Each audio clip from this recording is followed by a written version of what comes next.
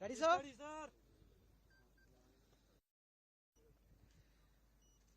One more, sir. Wait.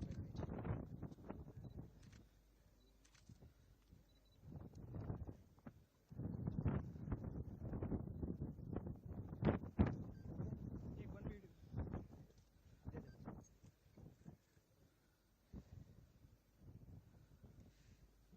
1 second में जा रहा हूँ, ठीक है?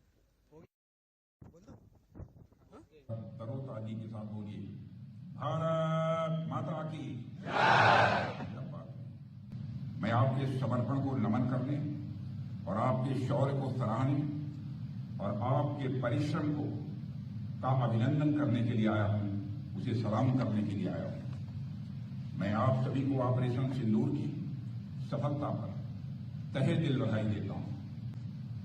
साथियों, आज हम गोवा के तट से कुछ ही दूरी पर हैं और आप सब जानते ही होंगे कि 1961 में गोवा की आजादी के ऑपरेशन में भी इंडियन नेवी के वारशिप ने दुश्मन के वारशिप और उनके सैन्य ठिकानों पर निर्णायक ऑपरेशन किया था।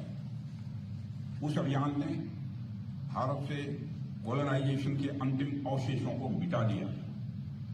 उस ऑपरेशन में भी भूतपूर्व आईएनएस विक्रांत ने भारतीय नौसेना के बेड़े की अगुवाई की थी, जिसकी जानकारी आप सबको होगी।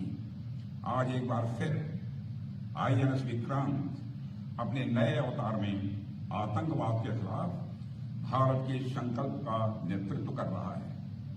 साथियों, एक बहुत ही दिलचस्प बात यह है कि पाकिस्तान भी आपके शौर्य से भली भांति वाकिफ है। पाकिस्तान को पता है जब भारतीय नौसेना पूरे जोश के साथ, पूरे जोर के साथ जब चलती है तो उसका अंजाम क्या होता है। 1971 इसका गवाह है कि जब इंडियन नेवी हरकत में आई थी वह 1 से 2 हो गया था। मैं पाकिस्तान की बात कर रहा हूं। जब हमारी इंडियन नेवी हरकत में आई थी तो पाकिस्तान 1 से 2 हो गया था। अगर ऑपरेशन सिंदूर में भारतीय नौसेना अपने फार्म में आई होती तो पाकिस्तान के 2 टुकड़े ही न होते, बल्कि मैं समझता हूं शायद 4 टुकड़े हो जाते। यही पाकिस्तान के प्रधानमंत्री ने फिर यह बात दोहराई है, मगर भारत ने साफ कह रखा है कि बात होगी तो आतंकवाद पर होगी, बात होगी तो पाक ऑक्युपाइड कश्मीर पर होगी।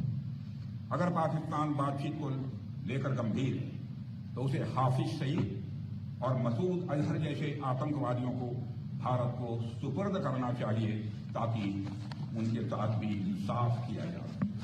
उनके साथ का इंसाफ कैसा होना चाहिए यह मुझे बताने की जरूरत नहीं है।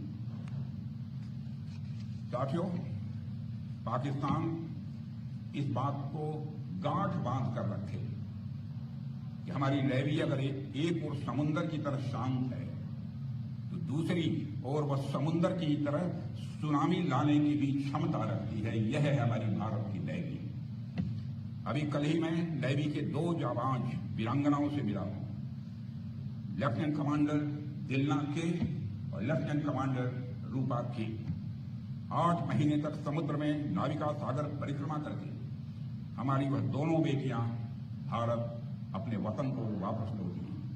और जब मैं उनसे मिला था तो उनके चेहरे पर एक सेंस ऑफ कॉन्फिडेंस, एक आत्मविश्वास का भाव स्पष्ट रूप से दिखाई दे रहा था। और उस समय 8 महीने के बाद भी चेहरे पर न कोई शिकन थी, न चेहरे पर कोई थकान थी। वो भले ही 8 महीने तक समुद्र में रहे, लेकिन उनके अंदर उत्साह और जोश की कोई कमी मुझे नहीं दिखाई दी। यही आपकी ताकत, यही इंडियन नेवी की ताकत है और आपकी इसी ताकत को पूरे देश को पक्का भरोसा है। साथियों, इंडियन नेवी आज सिर्फ हिंद महासागर की प्रहरी नहीं है, बल्कि एक रणनीतिक ताकत बन चुकी है, स्ट्रेटेजिक पावर बन चुकी है, जो इंडियन ओशन रीजन में भारत की उपस्थिति को सशक्त बनाती है और सत्य को ये चेतावनी देती है भारत अब केवल रीजनल पावर नहीं है, भारत अब केवल क्षेत्रीय शक्ति नहीं है, बल्कि वैश्विक शक्ति बनने की दिशा में तेजी के साथ भारत अग्रसर हो रहा है हमारे प्रधानमंत्री मोदी जी के नेतृत्व में। साथियों, INS विक्रांत की मौजूदगी, उसकी मारक क्षमता और आप जैसे रणबांकुरों की अडिग निष्ठा, यह सब मिलकर भारत को एक ऐसे मुकाम पर ले जा रहे हैं जहां से कोई भी चुनौती हमारे सामने छोटी नजर आ रही है।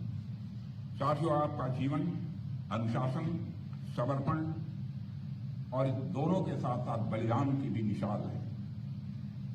जब देश चैन की नींद सोता है तब आप समुद्र के सीने पर तैनात रहते हैं। आप न दिन देखते हैं, न रात देखते हैं, न मौसम देखते हैं, न आप परिस्थिति देखते हैं।